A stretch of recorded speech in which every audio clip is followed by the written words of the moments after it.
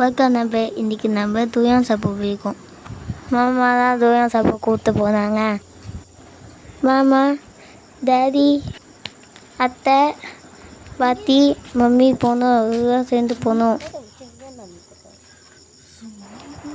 Hi friends, இன்றைக்கி இந்த வீடியோவில் நம்ம என்ன பார்க்க போகிறோன்னு பார்த்தீங்கன்னாக்கா, நாங்கள் ஃபேமிலியோட டுரியான் தோப்புக்கு டுரியான் சாப்பிட போயிருந்தோம். ஸோ அதுதான் நீங்கள் பார்க்க போகிறீங்க. ஸோ நம்ம இந்த தோட்டத்துக்குள்ளே நுழையும் போதே வந்துட்டு டுரியான் வெல்கம் பண்ணோம். ஸோ அந்த மரத்தில் வந்து நிறைய டுரியான் காய்ச்சி இருந்துச்சு. ஸோ அதில் வந்து தகரம், இந்தமாரி தகரம் வந்து அதில் கட்டியிருந்தாங்க. ஏன்னாக்கா பழத்தெல்லாம் வந்து குரங்கோ இல்லை அணிலோ வந்து சாப்பிடக்கூடாது அப்படிங்கிறதுக்காக. ஸோ அந்த தகரம் ஆடுறப்ப சத்தம் கேட்குறப்ப குரங்கோ இல்லை அணிலோ மற்ற மிருகங்க ஏதாச்சும் வந்துச்சுன்னா கூட ஓடிடும். நம்ம அப்படியே உள்ளே போனோன்னு பார்த்தீங்கன்னாக்கா, இங்கே வந்து டுரியா மரம், மங்குஸ்தீன் மரம், அப்புறம் வந்து டுக்கு, செம்படா, ஸோ இந்தமாரி 4 வகையான பழ மரங்கள் இருக்குது இது உள்ளுக்கு. இது வந்து டுரியான் மரம்னு நினைக்கிறேன். ஸோ முதல்ல நுழைஞ்சோடனே வந்து டுரியான் மரமும் பக்கத்துலேயே வந்து செம்படா மரமும் இருந்துச்சு. அந்த செம்படா மரத்துலேயும் நிறைய காய்ங்க காய்ச்சிருந்துச்சு. நம்ம ஸ்ட்ரெயிட்டாக உள்ளே போனோம் அப்படின்னு பார்த்தீங்கன்னாக்க, டுரியானு, மங்குஸ்தீன்லாம் வந்து பழத்தை வந்து அங்கே வச்சுருப்பாங்க.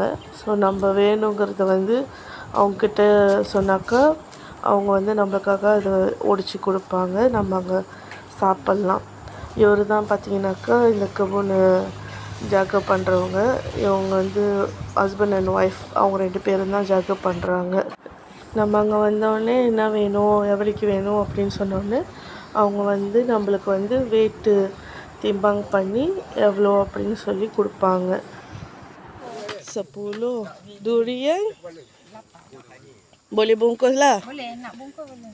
Bungkus kilo RM8. Kalau nak makan sini 50. Kita promo hari ni je, semalam hari ni 20. So hari biasa kalau nak orang datang, biasa 1 kilo RM8. makan sini pun. Makan sini pun. Okay. டேய், மண்ணுடா, சட்டையெல்லாம் மண்ணுடா. என்ன பழமா? டுக்கு பழம். இதுவா, இதுதான் டொக்கு பழம் மரம். பார்த்துக்குங்க, இதான் டொக்கு பழம். தோ களையில காய்ச்சிருக்கு பத்தியா.